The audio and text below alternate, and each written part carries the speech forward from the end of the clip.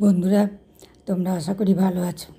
আজকে কিন্তু নিয়ে এসেছি একদম সিজন শেষে, শীতের সিজন শেষে গরম পড়ে গেছে। সেই গরম পড়ার আগে, যে সিজন শেষ বলতে টমেটোর সিজন শেষ, তার আগেরই একটা রেসিপি। নমস্কার, আমি শিল্পী। হেলদি ফুড জন্য তোমাদেরকে স্বাগত করছি। চলো, আমি যে লোভনীয় রেসিপিটা করছি একদম নিরামিষ রেসিপি। যারা নিরামিষভোজী তারাও ভালোবাসবে। রান্নাঘরে যাব, তার আগে আমি চলে গেছি ছাদ বাগানে। ছাদ বাগানে আমার টবে কিছু বেশ গোটা 10 গাছ লাগানো হয়েছে টমেটোর। সেই টমেটো গাছগুলো বেশ কিছু টমেটো হয়েছে। তার মধ্যে আমি আজকে কাঁচা টমেটো তুলে নেব। এই কাঁচা টমেটো কিন্তু এখন বেশ আমার বাগানে ভালোই আছে। টমেটো তো চারিদিকে পেকে গেছে, আমারও পাকা শুরু হয়ে যাবে। তো যাক, কাঁচা টমেটো যখন আছে এই সময় একটু করি। কাঁচা টমেটো দিয়ে আর বড়ি দিয়ে পাতলা ঝোল খেতে কি অসাধারণ লাগে, সেটা কাউকে বলার অবকাশ রাখে না। চলো, ছাদ বাগানে আমি 5টা টমেটো তুলে নিয়েছি। এবার রান্নাঘরে চলে যাব। তো টমেটো দিয়ে রান্না আর বড়ি না হলে হয়? সেই চাল কুমড়োর বড়ি, চাল কুমড়ো দেওয়া বড়ি যে কী অসাধারণ, সেটাও বলার অবকাশ রাখে না। বেগুন দিয়ে, বড়ি দিয়ে, টমেটো দিয়ে, আলু দিয়ে ঝোল, হালকা একটু সর্ষে বাটা দিয়ে কি ভালো লাগে, সেটা বলে বোঝানো যাবে না। ভাত খেতে গিয়ে ওই 2টো বড়ি বা 3টে বড়ি পেলেই আর ওই সব ঝোল দিয়েই খাওয়া হয়ে যায়। তো নিয়ে নিয়েছি আমি একটা বেগুন, একটা আলু আর 5টা টমেটো। তো বেগুনগুলো আমি লম্বা লম্বা করে কেটে নিয়েছি, আলু আমি কেটে নিয়েছি, আর টমেটোগুলো আমি বোটাগুলো প্রথমে ছটিয়ে জলে দিয়ে দিয়েছি, ধুয়ে নিয়েছি বেগুন। এবার টমেটোগুলো টুকরো করে নিচ্ছি। টমেটো টুকরো করার পর আলুটা আমি ছিলে নেব। টমেটোগুলো মোটামুটি আমার কাটা কমপ্লিট। আলুটা ছিলে নিচ্ছি, আলুটা ছিলে নিয়ে লম্বা লম্বা করেই টুকরোগুলো করে নেব। একই রকম টাইপের সবজি কাটা হলে রান্না করতে খুব সুন্দর হয়, সুবিধা হয়, সুন্দর হয়, রান্নাও খুব ভালো হয়। সব কিছু ধুয়ে থালায় সাজিয়ে নিয়েছি, দেখে নিয়েছো। আলু, টমেটো, বেগুন। প্রথমে বড়িগুলো ভেজে নেব। কড়াই বসিয়ে দিয়েছি, তেল গরম হয়ে গেছে। বড়িগুলো একটু লাল করে ভেজে নিতে হবে, তার কারণ হচ্ছে যেন কাঁচা গন্ধটা না থাকে। আর কুমড়া দেওয়া বড়ি মানে অসাধারণ খেতে কলাইয়ের ডালের। এবার বড়ি ভাজা হয়ে গেছে, বেগুনটা হালকা করে ভেজে তুলে নেব। ওটা বেগুন পুরো সবজিতে থাকলে বেগুনটা একেবারেই গলে যাবে, সেই জন্য হালকা করে বেগুনটা ভেজে তুলে নেব। দেখো, মোটামুটি লাল হয়ে গেছে, বেগুন ভাজা হয়ে গেছে। বেগুনগুলো তুলে নিলাম।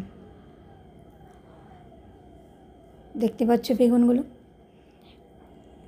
আবার একটু তেল দিলাম, তেল দিয়ে এবার আমি টমেটোগুলো একটু সাঁতলে ভেজে নেব। কাঁচা টমেটো তো এমনিতেও সেদ্ধ হবে না একটু তাড়াতাড়ি, তাই কাঁচা টমেটোগুলোও খানিকটা ভেজে তুলে রেখে দেব। একটু রান্নার পদ্ধতিটা যদি তোমাদের ভালো লেগে থাকে বা পুরোটা দেখো, আর দেখে যদি মনে হয় কাঁচা টমেটো পেলে কিন্তু এখনও করতে পারো। যারা নিরামিষ খাও তারা নিরামিষেও করতে পারো। এখন নিরামিষভোজীর সংখ্যা প্রচুর বেড়ে গেছে, অল্প বয়স থেকে বেশি বয়স অনেকেই। আমার টমেটো ভাজাও হয়ে গেছে। এবার আমি রান্নার প্রধান জায়গায় যাচ্ছি। দিয়ে দিয়েছি একটু তেল, ফোড়ন দিয়ে দিয়েছি 5 ফোড়ন, দিয়ে দিয়েছি লঙ্কাগুলো একটু লাল হয়ে গেছে, পাকা লঙ্কা হয়ে গেছে। আর দিলাম একটা শুকনো লঙ্কা, তেজপাতা। এই যে ফোড়ন ভাজার ফ্লেভারটা এত সুন্দর আসে, বলে বোঝাতে পারা যাবে না। এত সুন্দর সবজির স্বাদটাও কেউ নিয়ে আসে। আলুগুলো দিয়ে দিলাম। ডায়াবেটিক বাড়ি, আলুটা একটু কমই দিই। আলুগুলো ভেজে নিতে হবে ভালো করে, ঢাকা দিয়ে দিলাম। এর ফাঁকে আমি মশলাটা রেডি করে নেব।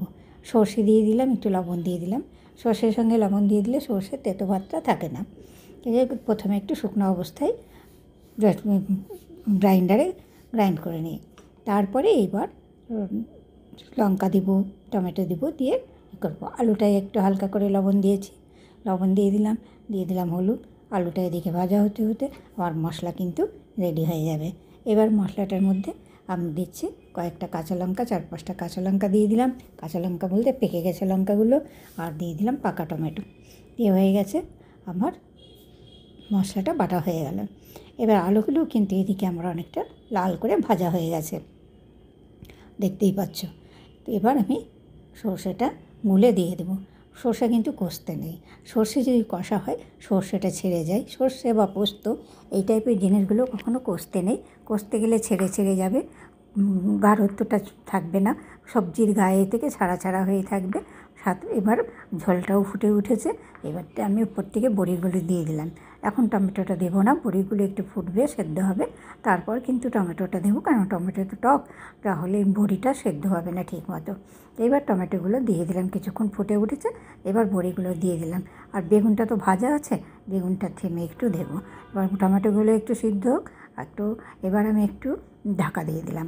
ঢাকা দিয়ে ঢাকনাটা তুললাম, বেশ সেদ্ধ হয়ে এসছে। টমেটো আছে বেশি পরিমাণে, এবং টমেটো সবজি প্লাস টমেটো বাটাতেও আছে, সেই জন্য একটু চিনি দিয়ে দিলাম আর বেগুনগুলো দিয়ে দিলাম। ফুটে গেছে, সবগুলো আমার সিদ্ধ হয়ে গেছে। হালকা বেগুনটাকে সিদ্ধ করে নেব, তাহলেই রান্নাটা হয়ে যাবে।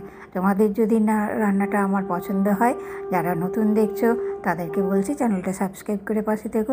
যারা পুরনো বন্ধু আছো তাদেরকে আমি জানাচ্ছি অসংখ্য ধন্যবাদ। আর প্লিজ পুরো ভিডিওটা দেখে ভালো লাগলে চ্যানেলটি লাইক শেয়ার কমেন্ট করে জানিও কে কোথা থেকে দেখছো। যারা প্রত্যেকে একটু ধনেপাতা দিয়ে দিলাম। রান্নার পর্ব মোটামুটি আমার শেষের পথে। এইবার আমি নামিয়ে নেব আমার আলু বড়ি টমেটোর ঝোল। দেখো, এটা হচ্ছে এই বসন্তকালের কিন্তু খুব একটা প্রিয় খাবার।